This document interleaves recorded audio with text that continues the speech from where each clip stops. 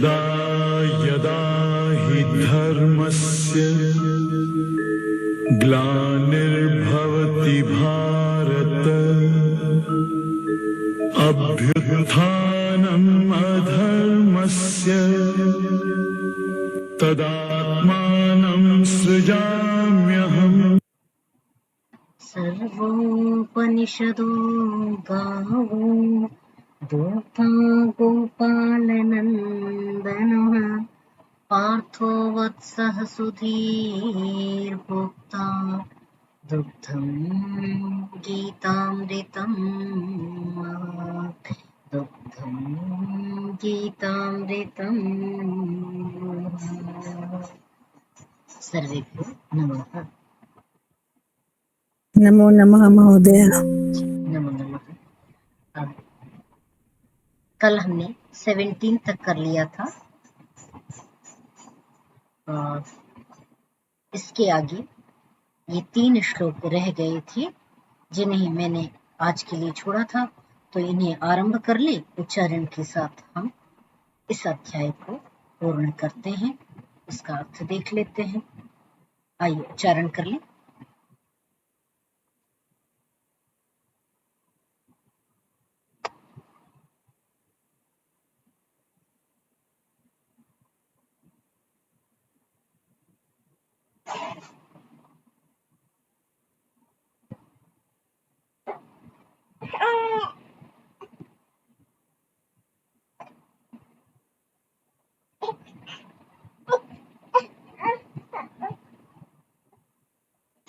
कौन उच्चारण कर रहे हैं आज?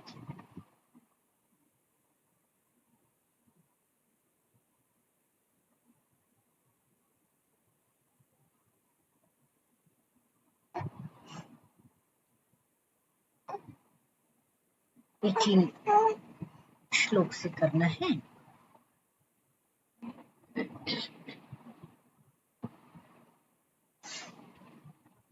मैं करती हूँ। यस्माक्षरमतीतोह मक्षरादपि चोत्तमः अतोऽस्मि लोके वेदे च प्रथितः पुरुषोत्तमः। यो मामेवमसमूढो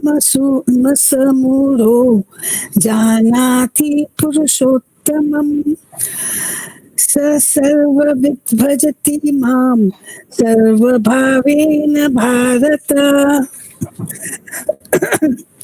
इति गुह्यतमं शास्त्रमिदमुक्तं मया नघ। एतद् बुद्ध्वा बुद्धिमान् स्यात् कृतकृत्यश्च एतद् बुद्ध्वा बुद्धिमान् स्यात् कृतकृत्यश्च भारत। हो गई 3।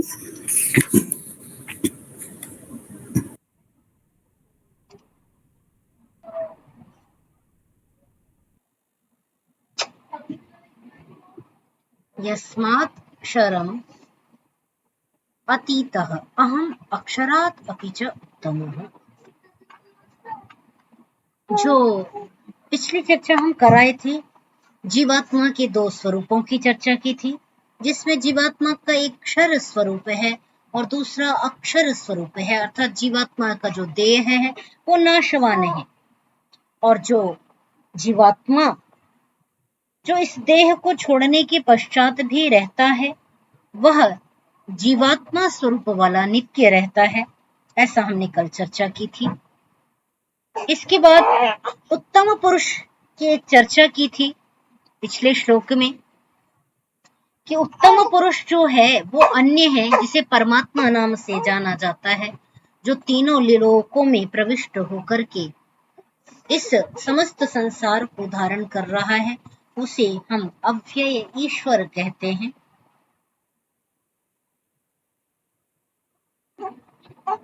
तो ये हमने कल यहाँ तक चर्चा की थी। इसी प्रकरण में आगे कहते हैं यस्मात् क्षरम् अतीतः अहम् अक्षरादपि च उत्तमः।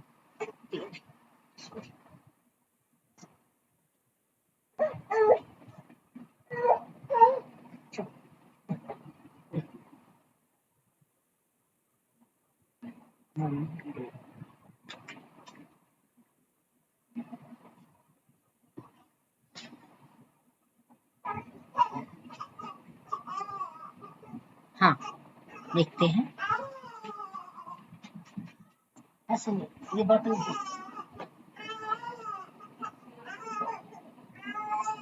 यस्मात् क्षरम, जिससे, जो क्षर है, नाशवान पदार्थ है, वह अतीतः, परे है। अहम, मैं, अक्षरात अपि च उत्तमः, जो जीवात्मा का एक क्षर स्वरूप है उससे तो वो परे है ही, परंतु वह अक्षरात अपि च उत्तमः, जो अक्षर आत्मा है, जो नाशवान नहीं है, उस अक्षर आत्मा से भी ऊपर की स्थिति में विद्यमान वह पर ब्रह्म परमात्मा है, जो सत चित आनंद स्वरूप वाला है। जीवात्मा का जो नित्य स्वरूप है वो सत और चित दो प्रकार वाला है। तो इस प्रकार उस अक्षर जीवात्मा से भी मैं उत्तम हूँ। यह कहने का तात्पर्य है कि उसके पास सत और चित, ये जो दो गुण जीवात्मा में पाए जाते हैं, उससे एक तीसरा गुण है जो परमात्मा के पास पाया जाता है, वह है आनंद। तो ईश्वर जो है वो किस चीज से विशेष है? वो विशेष है सत चित और आनंद। तो आनंद के कारण से, आनंद स्वरूप होने के कारण से, आनंद घन होने के कारण से वह अक्षर से अर्थात नित्य जीवात्मा से भी ऊपर होता है, उससे विशिष्ट होता है। अतः अहम लोके वेदे च पुरुषोत्तमः इति अस्मि, इसीलिए लोक में और वेद में मैं पुरुषोत्तम कहा गया हूँ। तो ये कल भी हमने यह चर्चा की थी कि वह पुरुषोत्तम शब्द यहाँ पर परमात्मा के लिए प्रयोग हुआ है, क्योंकि यह पुरुषोत्तम नाम का योग चल रहा है। पुरुषों में उत्तम पुरुष कौन है? इस शरीर में रहने वाला कौन है? पुरुष को पहले समझना होगा, तब पुरुषोत्तम समझ में आएगा। तो इस देह में जो रहता है वो पुरुष है। पुरी शेते इति पुरुषः, पुरी माने इस नगरी में रहने वाला। तो इस नगरी में दो रहते हैं, एक तो जीवात्मा और दूसरा परम आत्मा, परमात्मा। जीवात्मा की जहां चर्चा की थी वहां अक्षर जीवात्मा को नित्य कहा है, और उसके बाद कहा था कि वह जो उत्तमः पुरुषः अन्यः, जिसे उत्तम पुरुष कहा, पुरुषोत्तम जिसे कहा था, उसको परमात्मा शब्द से कहा जाता है, ऐसा गीता कहती है। ठीक है, तो इस प्रकार जो पुरुषोत्तम है, लोक में वेद में मैं पुरुषोत्तम नाम से अर्थात परमात्मा नाम से प्रथितः, प्रसारित हूँ, प्रसिद्ध हूँ, विस्तारित हूँ, अर्थात परमात्मा का एक नाम पुरुषोत्तम है, ऐसा गीता कहती है। इतना स्पष्ट है? यहाँ कोई प्रश्न है तो पूछिए।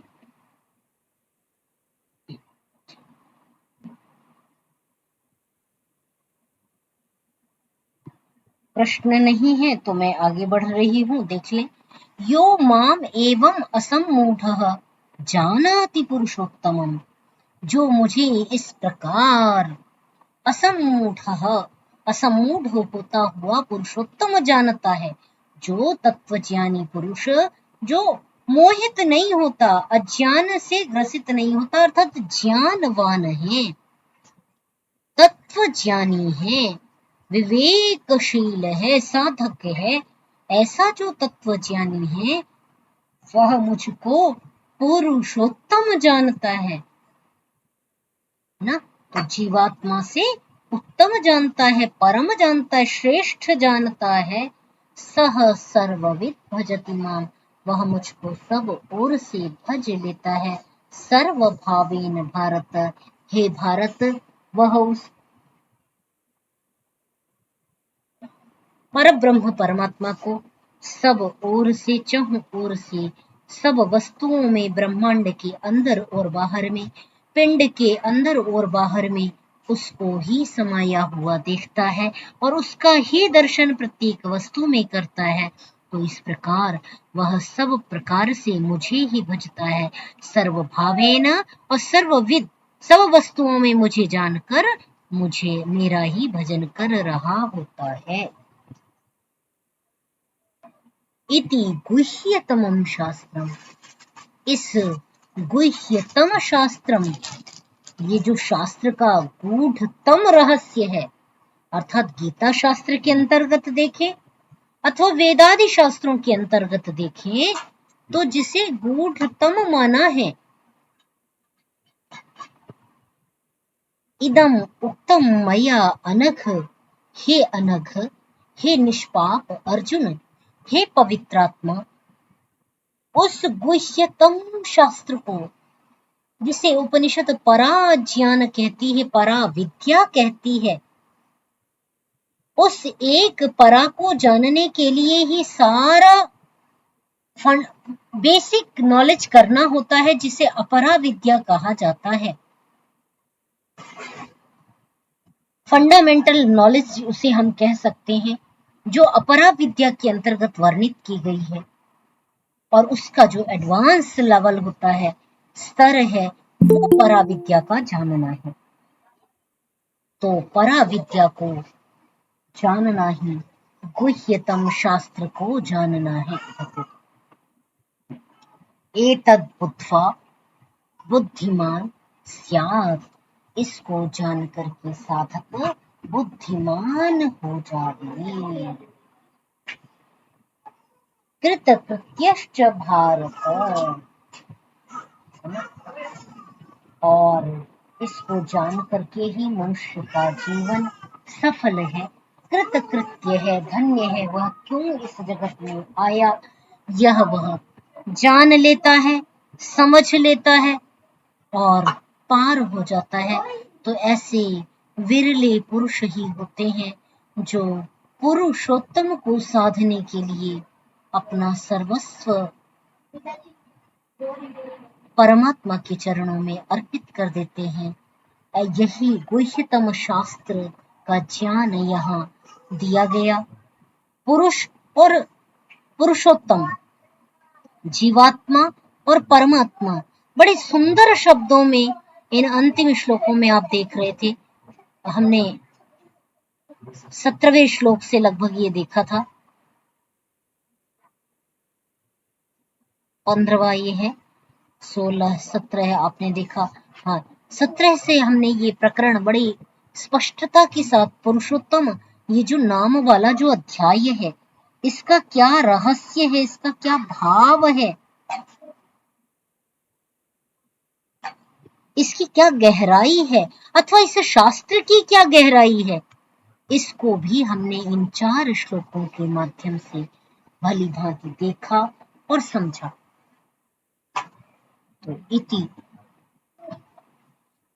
पुरुषोत्तम योगो नाम पंचदशोऽध्यायः, यह ब्रह्म विद्या में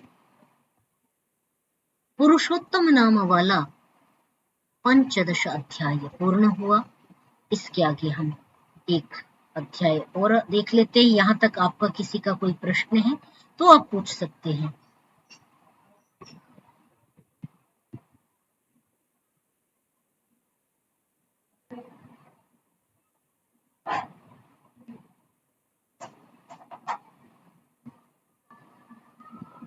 नहीं तो आइए, अग्रिम अध्याय है दैवासुर संपद विभाग योगः।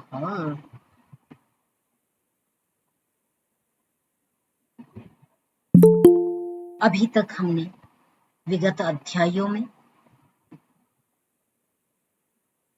अभी जो रिसेंट के हमने 13वां, 14वां, 15वां अध्याय किया था, इसमें हमने अध्यात्म की गहराइयों को समझा। क्या क्षेत्र है, माने कैसी भूमि हो, किस प्रकार की उर्वरा भूमि को तैयार करे साधक, क्षेत्र क्षेत्रज्ञ के भेद को समझा, सत्व रज तम को समझा, सात्विक वृत्तियां, राजसिक वृत्तियां, तामसिक वृत्तियों की प्रधानता कैसी होती है और उनका क्या परिणाम होता है, ये हमने देखा। और उसके बाद पुरुषोत्तम को देखा कि सात्विक वृत्तियों से और जो भूमि हमने तैयार की, उर्वरा भूमि, मन की जो चित्त भूमि है जिसे तैयार किया, उसका क्या उस परम पुरुष को साधने के लिए क्या आधार बन सकता है, इसको हमने 13वें, 14वें, 15वें अध्याय में देखा था। अब यह दैवासुर संपद विभाग योग, दैव और असुर का संग्राम, जिसे दैवासुर संग्राम कहा जाता है, तो दैवासुर संग्राम आसमान में नहीं हो रहा। देवों और असुरों का संग्राम कोई आसमान में नहीं हुआ। हमारे भले मानुष लोग, जन समाज बड़ी बड़ी कल्पनाएं करता है। कोई तो वेद में ही सिद्ध करने लग जाता है, अरे वेद में 10 राज्य युद्ध हुआ, 10 राजाएं, राजा एक तरफ, एक राजा एक तरफ युद्ध हुआ और उन राजाओं में सब राजा हार गए और सुदास का पुत्र वो जीत गया, सुदास जीत गया और उसका पुत्र का नाम भारत था, इसलिए भारत देश का नाम भारत पड़ गया। कहां से शुरू हुआ? ऋग्वेद से शुरू हुआ। और शुरू में भी वो ऐसे ही लड़ झगड़ रहे थे, वो काट मार रहे थे एक दूसरे को, वो चूंकि वो अज्ञानी थे। पता नहीं किसने ये इतनी बड़ी बड़ी गप्पें तैयार की, निर्माण किया और निर्माण करके उनको भली भांति जनमानुष के मन में बैठा दिया। वेद में इतिहास होता तो वेद को हम आदि ग्रंथ कैसे कहते? वेद सृष्टि के संविधान, वेद परमात्मा का ग्रंथ, परमात्मा ने अपने इन अमृत पुत्रों के लिए इस ज्ञान को हम सबको दिया। वेद अपौरुषेय कहे जाते हैं। वेद में कोई इतिहास नहीं है। तो यदि लोग ये कहने लग जाएं कि 10 राजा एक तरफ और एक राजा एक तरफ और लड़े झगड़े, यूपीएससी की तैयारियों में यही पढ़ाया जाता है। और बड़ा उसका यदु पुरु ऐसे करके बड़ा वर्णन कर रहे होते हैं, ये 10 राजा एक तरफ थे, सुदास एक तरफ था। वर्णन कहाँ आता है? वो ऋग्वेद में आता है। ऋग्वेद यदि इतिहास वर्णन करने लग जाए तो ऋग्वेद तो इतिहास ग्रंथ हो गया और जो लोग हुए सुदास इत्यादि वो पहले हो गए। जबकि सृष्टि की आदि में वेद हमें प्राप्त हुए ऋषियों के द्वारा, अग्नि, वायु, आदित्य, अंगिरा नामक ऋषियों के द्वारा सृष्टि के आदि में परमात्मा ने ऋषियों की ज्ञान गुहा में इन वेदों का प्रकाश किया और उनके द्वारा इन वेदों को हमने प्राप्त किया।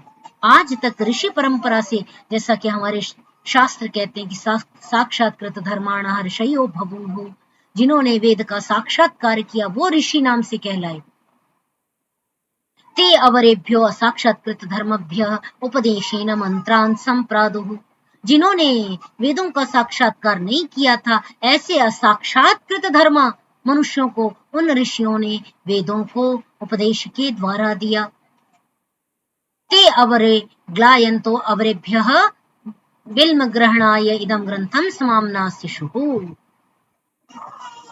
बिल्मम भिल्मम च इति ऐसा कह करके वहां पर आता है कि उन्होंने फिर आगे आगे निरंतर श्रुति परंपरा से इस ज्ञान को सुन करके आगे आगे दूसरे ऋषियों को वो देते गई। तो वेद इतिहास ग्रंथ नहीं है।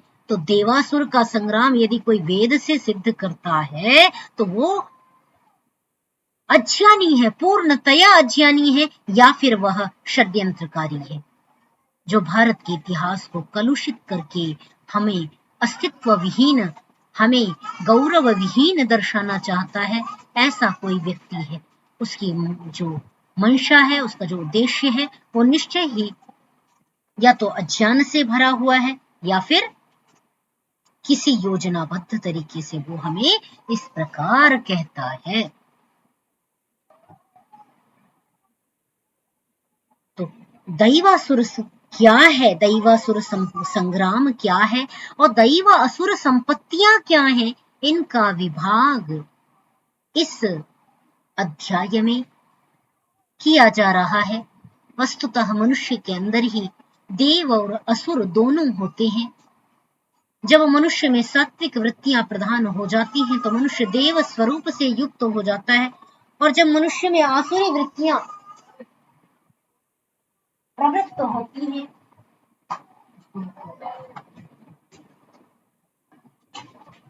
जब मनुष्य में आसुरी वृत्तियां प्रवृत्त होती हैं तो मनुष्य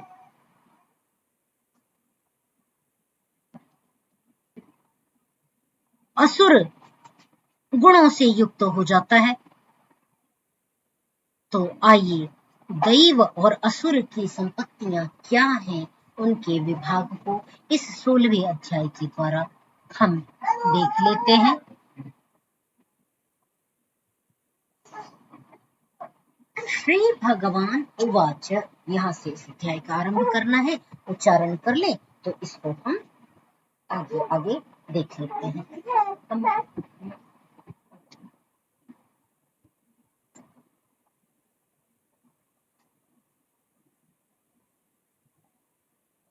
उच्चारण कर लीजिए, कोई भी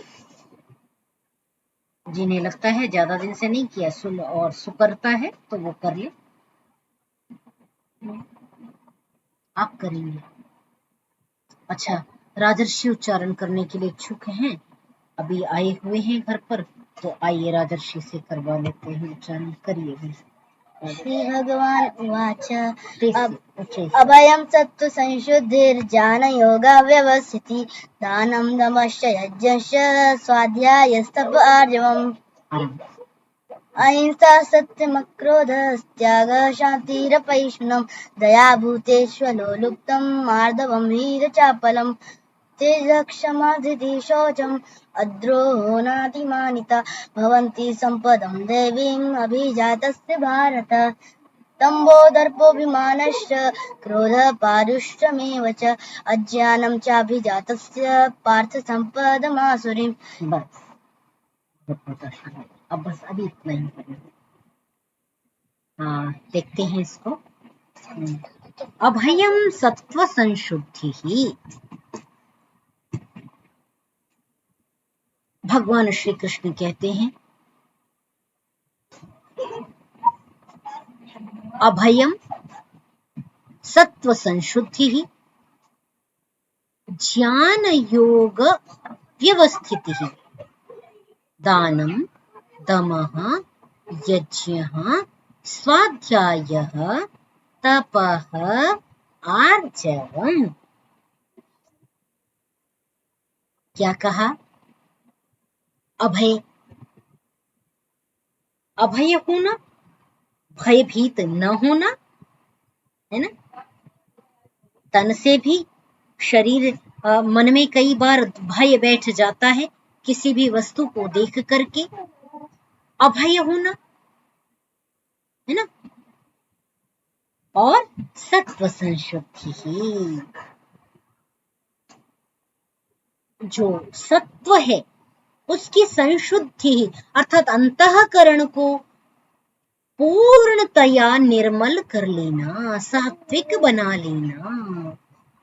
बहुत सारे मल हैं, चिपके पड़े हैं, कभी किसी के प्रति ईर्ष्या का भाव आ जाता है तो कभी किसी के प्रति करुणा का भाव रहता है, तो परंतु कभी किसी के प्रति क्रोध का विचार आ जाता है, कभी किसी के प्रति प्रतिस्पर्धा का भाव आ जाता है। तो ये सभी क्या है? इन सब से अपने को शुद्ध करना। सत्व संशुद्धि ही ज्ञान योग व्यवस्थिति ही।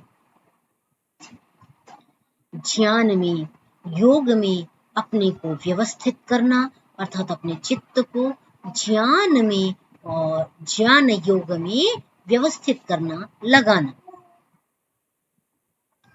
दान देना, है ना, ब्राह्मण का गुण बताया गया है, दान देना और दान लेना, है ना। तो जो भी वस्तुतः न केवल ब्राह्मण के लिए अपितु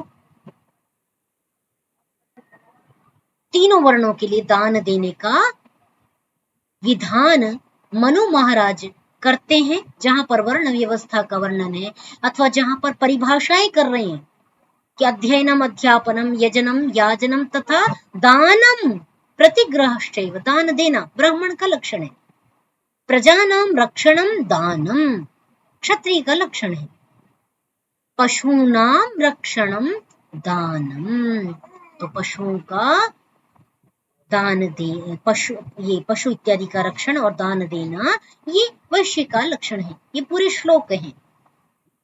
तो दान वस्तुतः तीनों वर्णों के लोगों के लिए कहा गया है। दमः, वृत्तियों का दमन करना, इंद्रियों का दमन करना। इंद्रियां जो विषयों में प्रवृत्त होती हैं उनको अपने संयम में, नियम में लगाना। यज्ञ करना, यज्ञ कौन से, तो पंच महायज्ञ इत्यादि जो शास्त्रों में वर्णित हैं उन सभी यज्ञों का प्रतिदिन अग्निहोत्र और देवयज्ञ, नहीं, अग्निहोत्र और देवयज्ञ समान हो गए।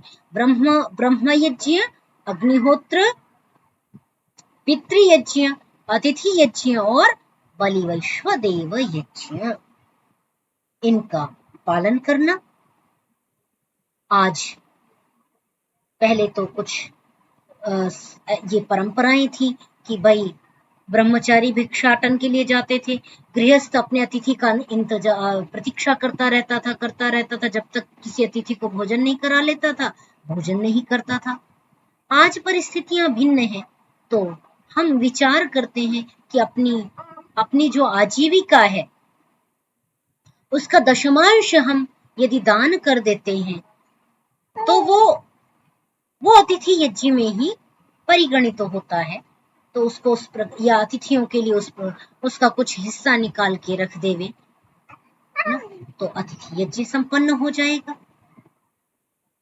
इसी प्रकार बलि वैश्वदेव यज्ञ करे, तो ये यज्ञ इत्यादि को संपन्न करे। और आगे क्या कहा, स्वाध्याय यज्ञ जो ब्रह्म यज्ञ का दूसरा भाग है उसका प्रतिपादन करे, तप करे, आर्जवम, और सब कुछ करने के बाद भी सरल स्वभाव रहे, विनम्र रहे, उसमें लेश मात्र भी अभिमान का व्यवहार न होवे। शास्त्र कहता है विद्या दंभा क्षणस्थायी, विद्या का यदि किसी ने दंभ कर लिया, तपस्या का किसी ने दंभ कर लिया, वो क्षण मात्र रहता है। तो इसलिए बिल्कुल भी अभिमान नहीं होना, दर्प से रहित होना। अब ये क्रमशः वो प्रकरण एक क्रम में ही चल रहा है, तो उसके क्रम में ही देखना है। अहिंसा सत्यम क्रोधः त्यागः शान्तिरपैशुनम् दया भूतेषु अलोलुप्तम् मार्दवम् ह्रीरचापनम्।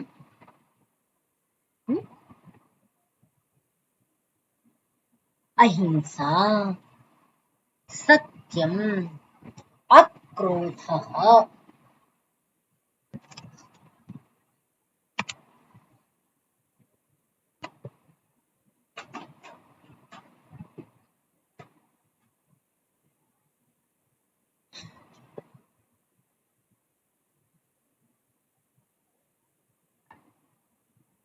अहिंसा मन से, वचन से और कर्म से, अर्थात अपने व्यवहार से अहिंसा का व्यवहार करना। कई बार हमारे मन में दूसरों के प्रति ईर्ष्या द्वेष का भाव रह जाता है तो वो भी हिंसा है। सत्य का व्यवहार करना, मन, वाणी और व्यवहार से सत्याचरण करना। क्रोध त्याग, क्रोध का त्याग। अपैशुनम, चुगली न करना। शांति ही, शांति क्षमाशील होना। दया भूतेषु, भूतों पर दया करना। अलोलुप्त्वम, लोलुपता न करना, लालच न करना। मार्दवम, मृदुता, व्यवहार में मृदुता रखना। ह्रीः अचापलम, ह्री अर्थात लज्जा और अचापलम चपलता न करना। तो लज्जा किसमें करें? स्वभाव में मृदुता बना करके रखें और गलत कार्यों के से में लज्जा करें। किसी भी शास्त्र विरुद्ध आचरण को करने में झिझक रखे। कभी भी शास्त्र विरुद्ध आचरण करने में रुचि न दिखाए, भय खाए, लज्जा करे। अचापलम, चंचलता न होना। आगे कहते हैं तेजः क्षमा धृतिः शौचम अद्रोहः नातिमानिता भवन्ति संपदं दैवीम् अभिजातस्य भारत।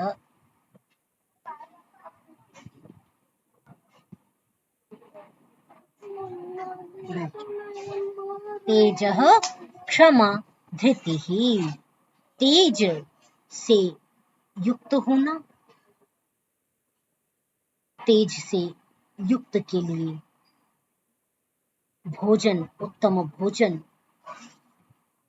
उत्तम प्राणायाम, उत्तम दिनचर्या आवश्यक है। व्यायाम, आसन सभी आवश्यक है उसमें ना। बिना उसके तेज तत्व की प्रधानता नहीं दिखाई देती। क्षमा, सहनशीलता होना। धृति ही, धैर्यशाली होना। शौचम, पवित्रता होना। अद्रोह, ईर्ष्या द्वेष द्रोह न होना। कृतज्ञता का भाव न होना। न अतिमानिता, अतिमानी न होना, बहुत घमंड न करना कि मैं बहुत अहमिका का जो भाव है वो न होना। ये सारी संपत्तियां, ये जितनी भी संपत्तियां गिनाई हैं, हे भारत, दैवीं संपदम अभिजातस्य भवन्ति, ये सभी दैवीय संपदाएं हैं।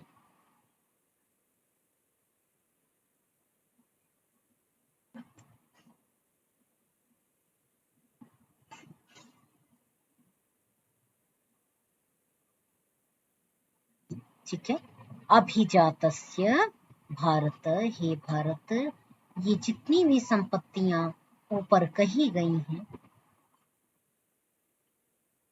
ये जो दैवी स्वभाव वाले पुरुष हैं, दैवी संपत्ति से युक्त साधक हैं, उनके ये लक्षण हैं, उनमें ये गुण पाए जाते हैं।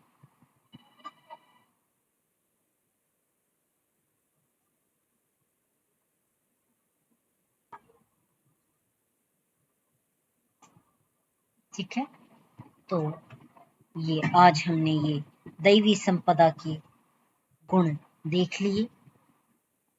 इसके आगे आसुरी वृत्तियों के ये गुण बताए गए हैं, इनको भी एक श्लोक में देख लेते हैं। इतना आज के लिए कर लेते हैं, फिर आगे शेष कल कर लेंगे। देखिए, दंभः दर्पः अभिमानश्च, दंभः दर्पः अभिमानश्च, दंभ करना, बहुत अभिमान करना, दर्प करना, विद्या का घमंड करना, अभिमानश्च, अभिमान करना। तो यहाँ पर शब्दों को थोड़ा सा स्पष्टता के साथ यहाँ पर वर्णित किया जा रहा है कि दंभ, दर्प और अभिमान एक जैसे लगने वाले ये शब्द हैं,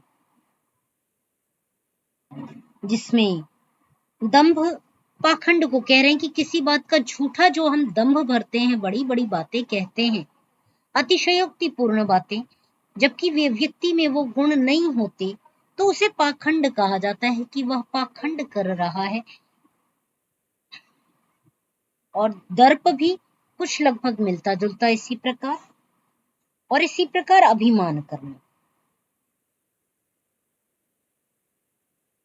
ठीक है, तो दंभ, दर्प और अभिमान, क्रोध, पारुष्य, स्वभाव में अत्यंत कठोरता का व्यवहार करना, रखना, अत्यंत कठोर वर्ताव करना।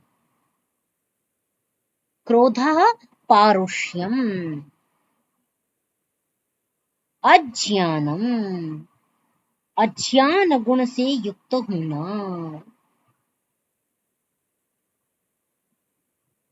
और अज्ञानम च अभिजातस्य हे पार्थ आसुरीम संपदम विद्धि। क्या कहा?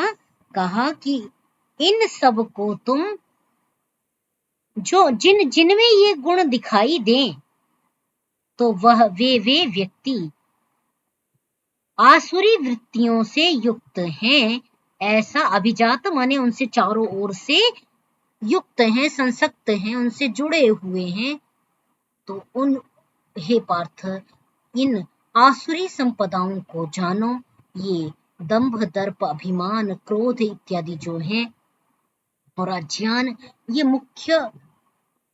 मुख्य आसुरी संपत्तियां हैं, और इन्हीं से अन्य अन्य दोष प्रादुर्भूत होते हैं। क्रोधात् भवति सम्मोहः, सम्मोहात् स्मृति विभ्रमः, स्मृतिभ्रंशात् बुद्धिनाशः, बुद्धिनाशात् प्रणश्यति। ये सारी चर्चा हमने प्रारंभ के अध्यायों में पहले पढ़ी थी कि क्रोध बहुत बड़ा मनुष्य का शत्रु है, जिस पर हम वश नहीं कर पाते। तो ये सारे जो दुर्गुण गिनाए गए हैं, दंभ इत्यादि, ये मूल हैं, ये जड़ के समान है अन्य दोषों के। तो जड़ जैसी होती है वैसा ही वृक्ष खड़ा होता है, और मूल पर यदि प्रहार कर दिया जाए, मूल को नष्ट कर दिया जाए, तो वृक्ष स्वयं ही धराशायी हो जाता है, नष्ट हो जाता है। तो मूल बता दिया कि इन मूलों को नष्ट करना आवश्यक है। ये आसुरी संपत्तियां मनुष्य के अंदर विद्यमान होती हैं। आज के लिए इतना ही। यहाँ पर कोई प्रश्न आपका हो तो आप पूछ सकते हैं।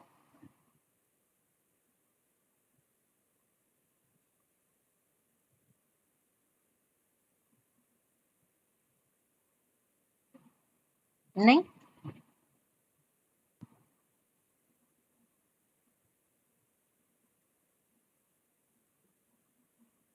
किन्हीं का कोई प्रश्न नहीं है? स्पष्टता है?